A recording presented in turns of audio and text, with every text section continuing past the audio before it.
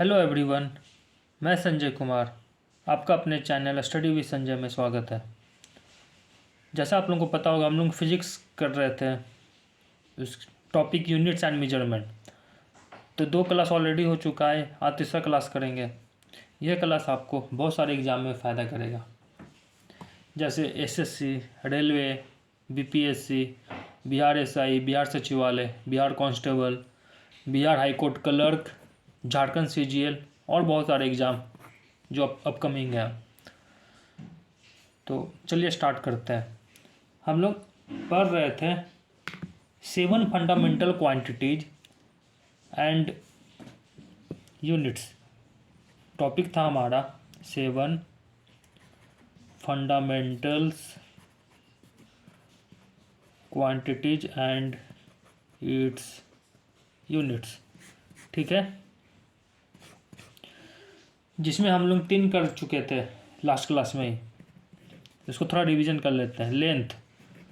Length किए थे, time किए थे, एंड तीसरा किए थे हम लोग मास। तो लेंथ का ऐसा यूनिट क्या था? मीटर। इसको हम लोग छोटी एम से डोनेट करते हैं। और इसका डेफिनेशन क्या था कि लाइट जो होती है 1 मीटर की दूरी तय करने में, क्या था, लाइट 1 मीटर की जो डिस्टेंस होती है उसको कवर करने में 1/299792458 सेकेंड का वक्त लेती है। तो इसी को हम लोग क्या बोलते हैं? लेंथ, मतलब दूरी। इसका डायमेंशन क्या था? ब्रैकेट में L। अब दूसरा हम लोग किए थे टाइम। टाइम का क्या होता है ऐसा यूनिट? सेकेंड होता है। इसे हम लोग S से डोनेट करते हैं और इसका डायमेंशन था ब्रैकेट में T। इसका हम लोग क्या डिफिनीशन पढ़ रहे थे? एक आइसोटोप होता है सीजियम 133। ये जो आइसोटोप होता है, इसको जब एक्साइट करते हैं रेडिएशन से,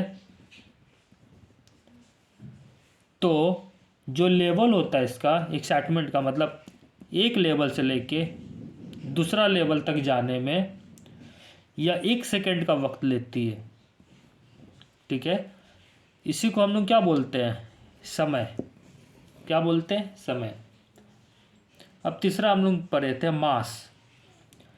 तो मास में क्या पढ़े थे? एक कन्वेंशन होता है CGPM। इसकी 26 मीटिंग हुई थी। CGPM क्या था? General conference of weight and measures. इसका पहला मीटिंग कब हुआ था? 20 मई 1875। एवरी 4 ईयर में इसका बैठक होता है। तो जो भी लेटेस्ट बैठक हुआ था इसका, वो हुआ था 16 नवंबर 2018, ठीक है। कहाँ हुआ था? फ्रांस के वर्सलीज में। तो ये जो इस बैठक में क्या डिसीजन लिया गया कि हमारे जो मास होती है, मास मतलब KG, temperature, sorry ampere, mole and temperature, इस बैठक में इनका जो डिफिनीशन है वो बदल दिया जाएगा। और जो न्यू डिफिनीशन होगा वह 20 मई 2019 से माना जाएगा। तो ये जो बैठक हुआ उसमें जो मास होता है, मास, उसको कौन से कांस्टेंट से जोड़ा गया है? जो हमारा मास है इसको प्लैंक कांस्टेंट से जोड़ा गया। इसका वैल्यू कितना होता है? 6.626 इंटू 10⁻34 जूल सेकेंड। पढ़े थे लास्ट क्लास में हम लोग। अब प्लैंक्स कांस्टेंट को किब्बल बैलेंस नाम के इंस्ट्रूमेंट से मेजर करते हैं, ठीक है। और पूछा जाता है एग्जाम में, प्लैंक्स कांस्टेंट की डायमेंशन क्या होती है? तो इसका होता है जूल सेकेंड, यूनिट भी है जूल सेकेंड, डायमेंशन भी सेम है। जूल सेकेंड को क्या न्यूटन मीटर सेकेंड भी बोल सकते हैं, ठीक है। और मास का किलोग्राम था, केजी, और इसे हम लोग इसका डायमेंशन एम, बड़ी एम से डोनेट करते हैं। तो ये 3 हम लोग लास्ट क्लास में ही पढ़े थे। आज हम लोग पढ़ेंगे इलेक्ट्रिक करंट, ठीक है। तो quantity SI unit, symbol, definition and dimension.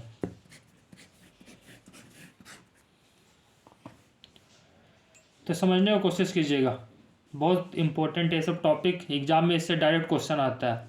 हम लोग इस चैप्टर के बाद हम लोग क्वेश्चन भी करेंगे, बहुत सारे क्वेश्चन करेंगे आप, जो स्टेट लेवल एग्ज़ाम में पूछा जाता है, जैसे BPSC हो गया, UPSC हो गया, UPPSC हो गया, छत्तीसगढ़ PCS हो गया, राजस्थान PCS हो गया, सब क्वेश्चन हम लोग करेंगे। आप लोग देखना कितने आसानी से सब सॉल्व कर लेते हैं। तो आज है हम लोग का इलेक्ट्रिक करंट, 3 हो गया, चौथा इलेक्ट्रिक करंट। इलेक्ट्रिक करंट कैसा यूनिट क्या होता है, एम्पियर। सिंबल इसे ए से डोनेट करते हैं, ठीक है। अब डेफिनेशन क्या होता है, 2 चार्जेज होते हैं, एक प्लस होता है एक माइनस होता है, ठीक है। मान लीजिए 2 चार्ज है, एक ए है एक बी है। ये हमारा इलेक्ट्रॉन हो गया, इलेक्ट्रॉन पे माइनस चार्ज होता है, प्रोटॉन पर प्लस चार्ज होता है, ठीक है।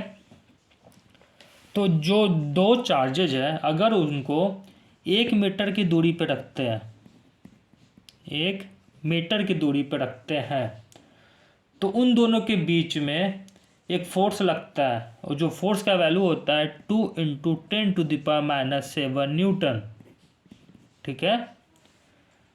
तो आपको पता हो, अनलाइक, हम लोग को पता है, हम लोग पढ़े हैं, unlike charges attract each other, ठीक है, and like charges repel each other. तो जब अट्रैक्ट करता है देन ऑल्सो फोर्स कितना लगता है, 2 × 10⁻⁷ न्यूटन। और जब वो एक दूसरे को रिपेल करते हैं तब भी फोर्स जो होता है 2 × 10⁻⁷ न्यूटन का फोर्स लगता है। तो जो 2019 में जो डिफिनीशन हुआ, जो बदला गया है, ये जो इलेक्ट्रिक करंट है, इलेक्ट्रिक करंट, इसे कोई ना कोई कांस्टेंट से जोड़ा गया है, कांस्टेंट से जोड़ा गया। तो क्या कांस्टेंट से जोड़ा गया, क्या बोला गया कि 1 एम्पियर के इलेक्ट्रॉन के ऊपर एक फंडामेंटल चार्जेज होते हैं, फंडामेंटल चार्जेज, मतलब 1 electron is equal to 1.6 × 10⁻⁹ coulomb. ये इसका डिफिनीशन है, ठीक है।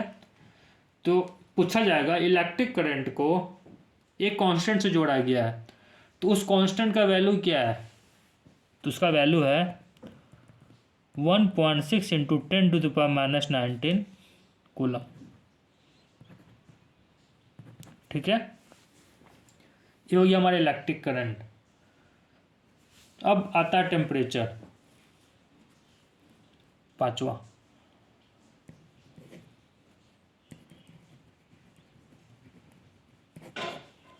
ठीक है। टेम्परेचर का ऐसा यूनिट क्या होता है, केल्विन, सिंबल हो गया के, डेफिनेशन पढ़ेंगे अभी। तो एब्सोल्यूट टेम्परेचर क्या होता है, एब्सोल्यूट टेम्परेचर एब्सोल्यूट टेम्परेचर, मतलब 0 डिग्री केल्विन का वैल्यू कितना होता है, -273.15 डिग्री सेल्सियस। एक इससे कम टेम्परेचर पृथ्वी पर कहीं नहीं होती है। ठीक है, तो 0 डिग्री केल्विन कितना, -270। इसको हम अगर सेल्सियस में बदलेंगे, 0 degree Celsius is equal to 273.15 kelvin. ठीक है, तो हमारा जो एब्सोल्यूट टेम्परेचर होता है वो कितना होता है, 0 degree kelvin is equal to -273.15 degree Celsius. तो इसको भी, टेम्परेचर को भी 20 में 2019 से इसका डेफिनेशन बदल गया, मतलब इसे भी कोई ना कोई कांस्टेंट से जोड़ा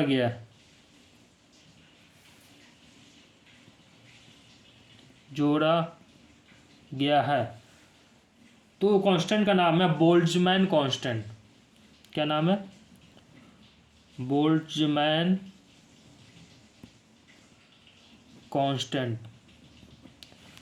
इसकी जो वैल्यू होती है 1.38 इंटू 10⁻⁻23 जूल पर केल्विन। 1.38 इंटू 10⁻⁻23 जूल पर केल्विन। और बोल्ट्जमैन कांस्टेंट क्या होता है, बोल्ट्जमैन कांस्टेंट क्या होता है, बोल्ट्जमैन कांस्टेंट क्या होता है, या kinetic energy of gas molecules को टेम्परेचर से जोड़ता है।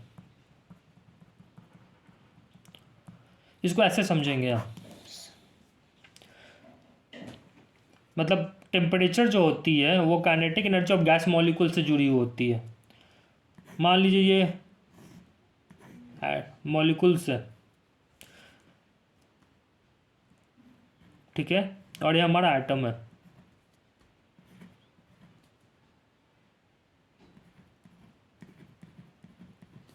ये हमारा क्या है, एटम है। तो जो एटम है, मान लीजिए इधर काइनेटिक एनर्जी अधिक होगी, काइनेटिक एनर्जी अगर अधिक होगी तो एटम का बीच में जो घर्षण होगा, फ्रिक्शन होगा, ये दोनों एटम का बीच में जो फ्रिक्शन होगा अधिक होगा। जब काइनेटिक एनर्जी अधिक होगी तो एटम का बीच में फ्रिक्शन अधिक होगा। जब फ्रिक्शन अधिक होगा तो टेम्परेचर क्या होगा, वो भी अधिक होगा। समझ में आया बात।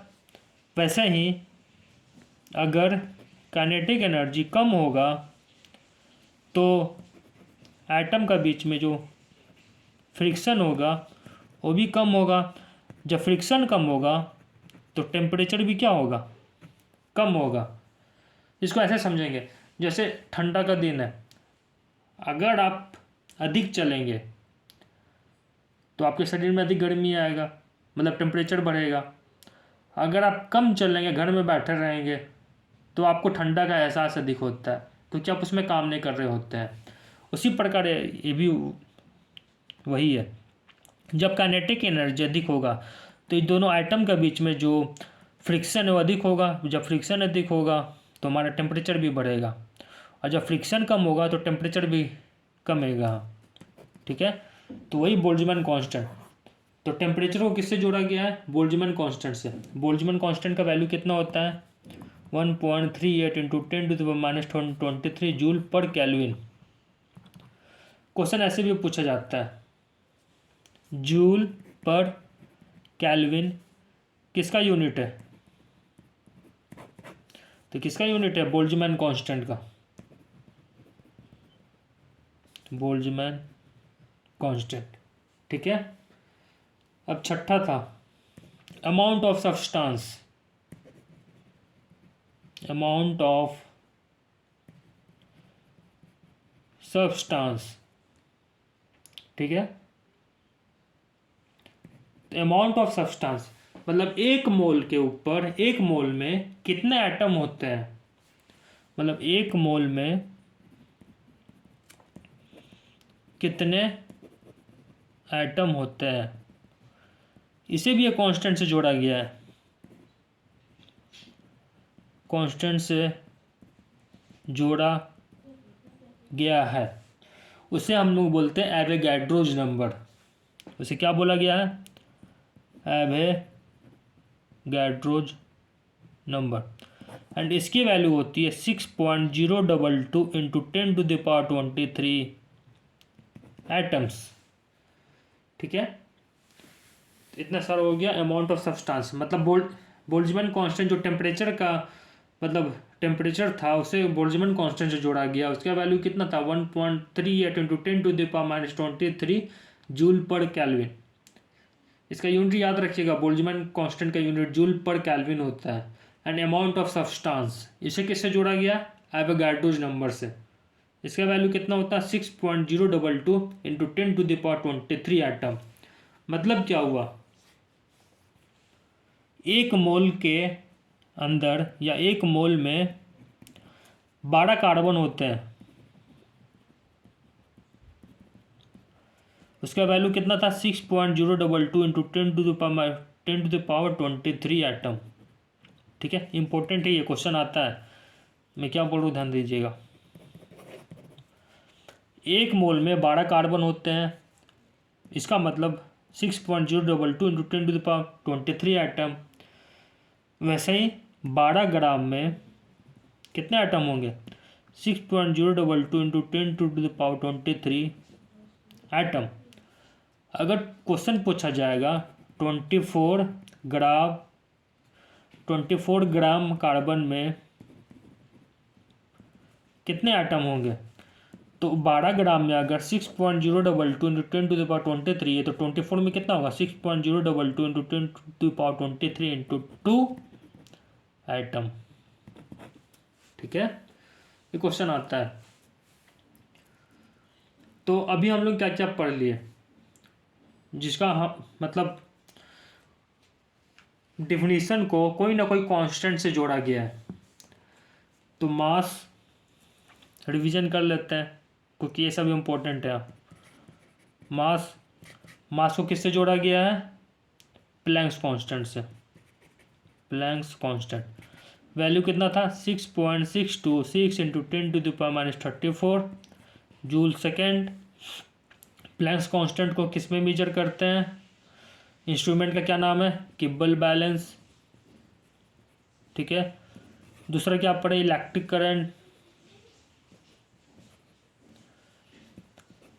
1 इलेक्ट्रॉन के ऊपर कितना चार्ज होता है? कितना होता है? 1.6 इंटू 10⁻19 कूलम।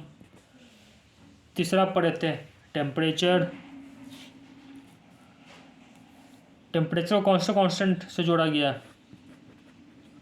Boltzmann constant. इसका वैल्यू कितना था? 1.38 इंटू 10⁻23 जूल पर kelvin. And amount of substance चौथा था। अमाउंट ऑफ सब्सटेंस, इसे किससे जोड़ा गया है? Avogadro's number. इसका वैल्यू कितने थे? 6.022 इंटू 10⁻23 एटम्स। ठीक है, इतना आपको ध्यान रखना। अब आता है 7वां, luminous intensity. Luminous intensity 7वां।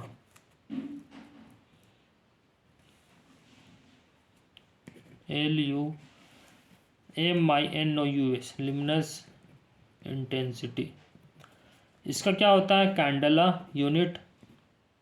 CNDLA candela, okay. And CD इसका यूनिट होता है। और ये जो होते हैं डायमेंशन लेस होता है, मतलब कोई डायमेंशन नहीं होता है इसका, ल्यूमिनस इंटेंसिटी का। ठीक है, और एक डायमेंशन लेस होते हैं, उसको ध्यान रखिएगा। एक प्लेन एंगल होता है एंड एक सॉलिड एंगल होता है।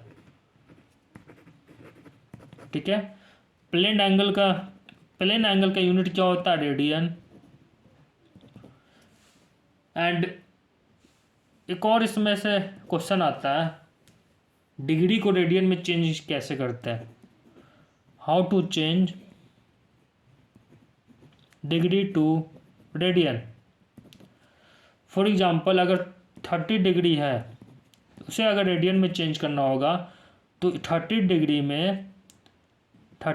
में पाई बाई 180 डिग्री से गुना कर देंगे, तो इतना जो भी आंसर होगा पाई बाई 6 रेडियन। ठीक है। और अगर रेडियन को डिग्री में कन्वर्ट करना है, अगर रेडियन को डिग्री में कन्वर्ट करना है तो 180 डिग्री डिवाइडेड बाई पाई कर देंगे आप। फॉर एग्जांपल अगर पाई बाई 6 रेडियन है, इसको डिग्री में कन्वर्ट करना है तो pi by 6 into 180 degree divided by pi, मतलब 30 डिग्री। ओके। हम लोग फंडामेंटल क्वांटिटी फिनिश कर लिए। टोटल 7 थे, सातों का हम लोग का यूनिट, डायमेंशन सब हो गया। अब हम लोग डिराइव्ड यूनिट पढ़ने वाले हैं। हम लोग अब डिराइव्ड यूनिट पढ़ेंगे। ठीक है। डिराइव्ड यूनिट,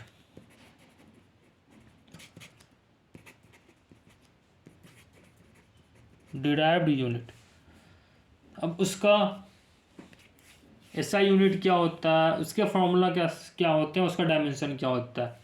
और ये बहुत इंपॉर्टेंट है, इससे एकदम डायरेक्ट क्वेश्चन एग्जाम में आते हैं, तो इसे आप लोग ध्यान से समझिएगा, याद नहीं करना है, समझना है।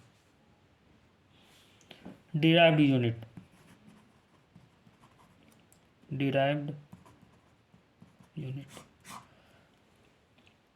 पहला क्या है? डेंसिटी।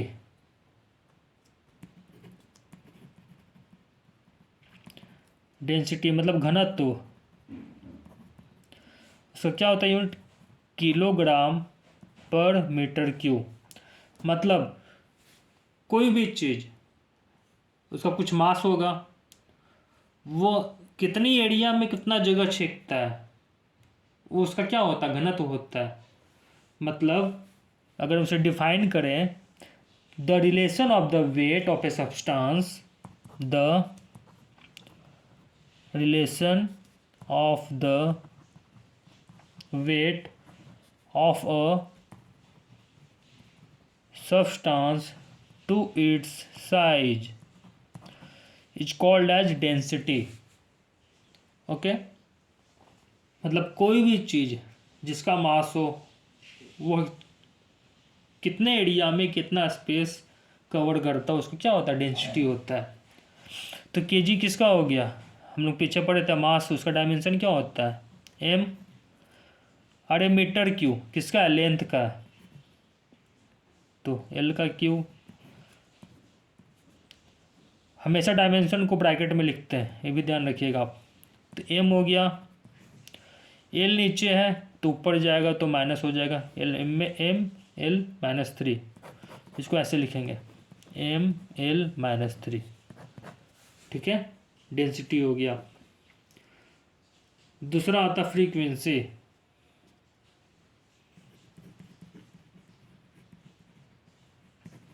फ्रीक्वेंसी, इसको हिंदी में आवृत्ति बोलते हैं, आवृत्ति। इसका ऐसा यूनिट क्या होता है? हर्ट्ज। डायमेंशन, फ्रीक्वेंसी का डायमेंशन क्या होता है? Number of, dimension a formula, number of vibration पर second.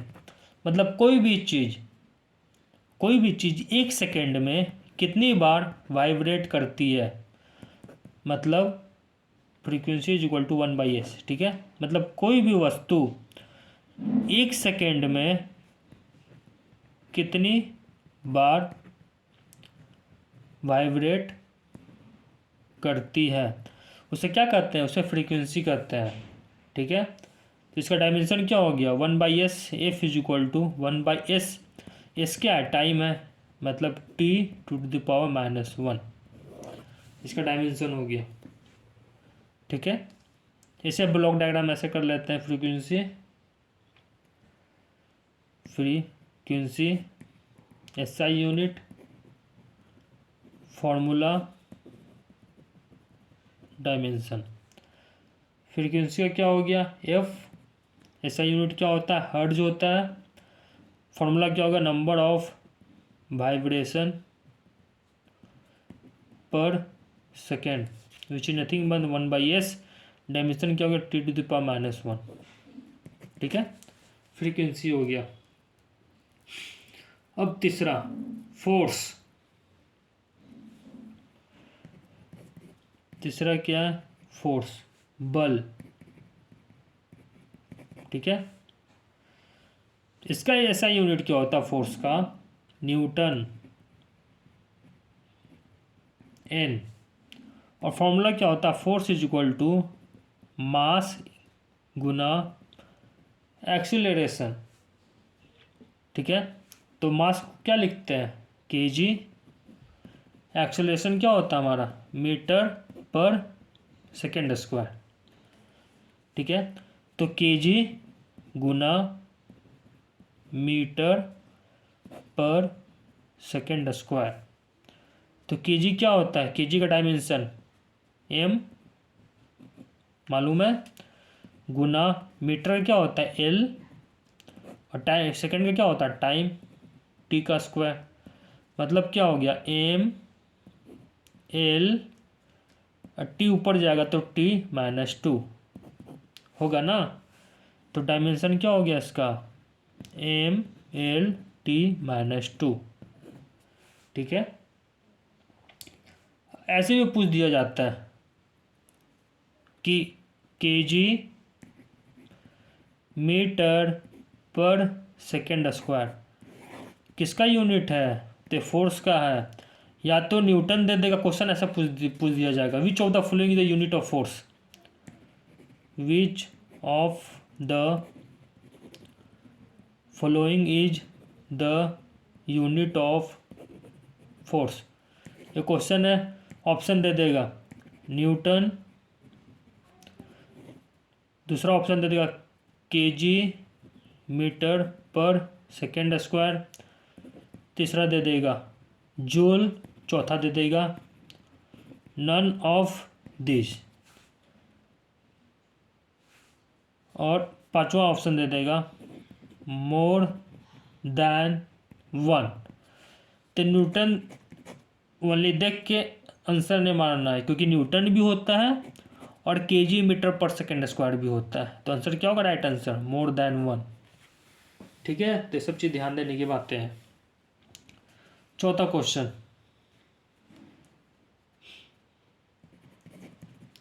Energy, work and heat, ये तीनों का ऐसा यूनिट भी सेम होता है, डायमेंशन भी सेम होता है। ठीक है, energy ENERGY, energy, work and heat. Energy, work and heat ऐसा यूनिट, इसका क्या होता है जूल, जूल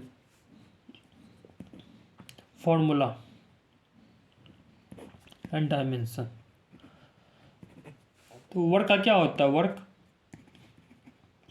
ध्यान दीजिएगा energy, work and heat. Work को कैसे क्या बोलते हैं फोर्स इनटू डिस्प्लेसमेंट, मतलब दूरी। मतलब मान लीजिए कोई वस्तु है, उसमें हम लोग बल लगा रहे हैं, कोई फोर्स लगा रहे हैं, तो फोर्स लगाने के बाद वो एक जगह से एक पोजीशन से दूसरा पोजीशन में गया ना, मतलब कुछ तो डिस्टेंस ट्रैवल किया ना, कुछ तो डिस्टेंस दूर गया ना, तो work is equal to force into displacement. Force क्या था हमारा mass into acceleration into displacement.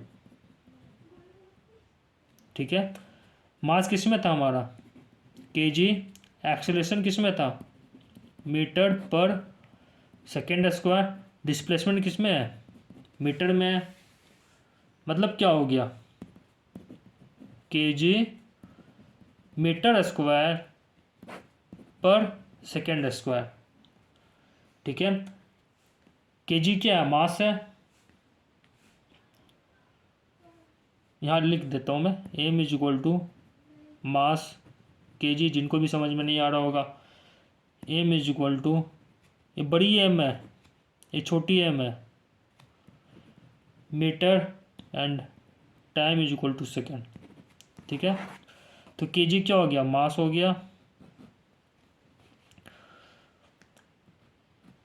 हमारा मीटर हो गया L,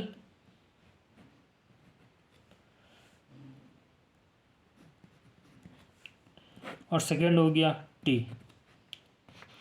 ठीक है, तो इसका डायमेंशन क्या हो गया, m L स्क्वायर, टी अगर हमारा नीचे है तो ऊपर जाके -2 होगा ऊपर, तो m L स्क्वायर T-2। ठीक है, डायमेंशन क्या हो गया इसका, हमारा m L स्क्वायर T-2। और एक होता है kg मीटर स्क्वायर पर सेकेंड स्क्वायर, ये किसका यूनिट है, एनर्जी वर्क एंड हीट का। ध्यान रखिएगा इस बात को भी, यहाँ kg मीटर स्क्वायर पर सेकेंड स्क्वायर किसका यूनिट है, एनर्जी वर्क एंड हीट का। ठीक है, तो अभी हम लोग 4 पढ़े, डेंसिटी पढ़े, फ्रीक्वेंसी पढ़े, फोर्स पढ़े हैं, एनर्जी वर्क एंड हीट पढ़े हैं। तो अगला क्लास में अब हम लोग और भी करने वाले हैं, आप लोग प्रैक्टिस कीजिएगा खुद से तो समझ में आएगा। और कुछ भी डाउट है तो आप कमेंट बॉक्स में कमेंट कीजिए, मैं उसे देखता हूँ और फिर आपका डाउट क्लियर करूँगा। तो चलिए मिलते हैं नेक्स्ट क्लास में। अगर वीडियो आपको अच्छा लगा तो लाइक कीजिए, सब्सक्राइब कीजिए एंड शेयर कीजिए। जय हिंद, धन्यवाद।